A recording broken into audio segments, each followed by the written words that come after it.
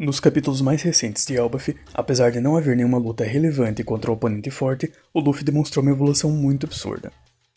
Sabemos que os Mugiwaras ficam mais fortes a cada arco, mas durante vários arcos do post-time skip, o Luffy não teve batalhas que levassem ele ao limite real.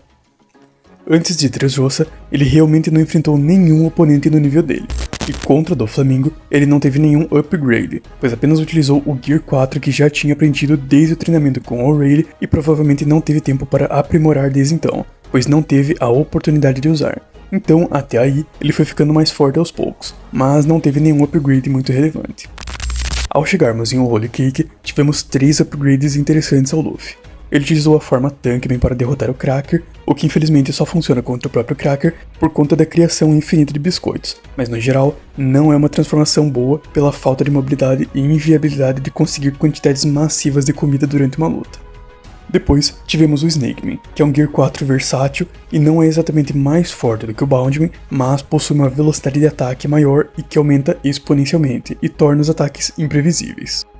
Ele perde força, durabilidade e velocidade de viagem para ganhar velocidade de ataque e imprevisibilidade, mas contra muitos adversários é algo extremamente vantajoso, como contra o próprio Katakuri, que tinha como principal vantagem a esquiva dos ataques, e todos esses ganhos do Snakeman combinados com o Luffy, aprendendo Haki de observação avançado, foi o necessário para se equiparar com ele. Inclusive, o Snakeman ganha muita força após o aprendizado do Ryou e Haki do Rei, já que a força bruta perde um pouco da relevância e a velocidade ganha mais força para aumentar a quantidade de ataques que ele poderia atingir com esses Hakis. Isso nos mostra como o Luffy tem uma inteligência de combate absurda e extremamente adaptável, criando uma transformação perfeita para derrotar o Cracker e depois uma perfeita para derrotar o Katakuri e ainda entendendo e dominando a leitura do futuro só de observar o uso do próprio Katakuri.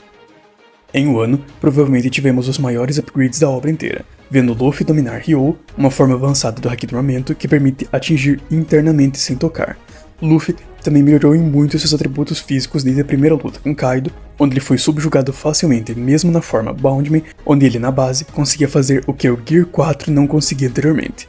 Ainda temos os 2 maiores upgrades, que são o Haki do Rei avançado, que aumenta em muito a potência de seus golpes, e o Gear 5, que assim, eventualmente, conseguiu encontrar uma forma de derrotar o Kaido. Em Egghead, não vimos nenhum upgrade relevante, até porque foi apenas um arco de passagem e não houve nenhum oponente forte o suficiente para bater de frente com o Luffy em seu 100%. Mas surpreendentemente, em Elbaf ele mostrou 2 incríveis buffs insanos, não no nível do ano, é claro, mas sem dúvidas aumentam em muito sua versatilidade. Caso esteja gostando do vídeo, peço que deixe o like, se inscreva no canal e ative o sininho para me apoiar a continuar, e o apoio de vocês me ajuda muito. No capítulo 1128, vimos que Luffy estaria enfrentando os guardiões do suposto templo do Deus do Sol Falso, e falam para o Luffy não ficar brincando e não exagerar, e logo em seguida, o vemos no Gear 5 causando um caos, para enfim usar mais um ataque e voltar para a forma base sem demonstrar nenhuma consequência. Tudo implica que ele já teria atacado algumas vezes, já que como eu mostrei, pedem para ele não exagerar, o que provavelmente se refere ao Gear 5, e por isso estavam citando que ele estava se divertindo. Eu não acho que ele superou 100% as consequências do Gear 5, mas sim que agora ele possui um controle melhor que permite ativar por curtos períodos de tempo para poder desativar sem sofrer nenhum efeito colateral. Depois disso, vemos também ele utilizando o Gear 4 na base, transformando apenas o punho em Gear 4 e usando um Kong Gun. Isso é bem interessante e nos traz diversas possibilidades, como ele transformar a perna em Gear 4 para voar e os braços em Snakeman e por aí vai. É uma forma bem mais conservadora de energia e que talvez torne o Gear 3 completamente descartável. No início do arco, vemos que ele também tentou usar um ataque do Gear 4, mas acabou usando um Gear 3, referenciado pelo elefante, enquanto o Gear 4 usaria Leo Whip ou Kong Whip, o que pode ser uma tentativa falha dele, então ele pensaria em usar o Gear 4, mas, ao não conseguir, usaria um ataque do Gear 3. Um fator interessante é que tudo isso aconteceu igualmente com o Sanji. No capítulo 1127, Luffy tentou usar um ataque do Gear 4 na base, mas acabou usando o Gear 3, enquanto o Sanji utilizou um Ifrit Jump com seus genes despertados. E podemos reparar isso por conta da sobrancelha que fica invertida quando ele ativa seu exoesqueleto.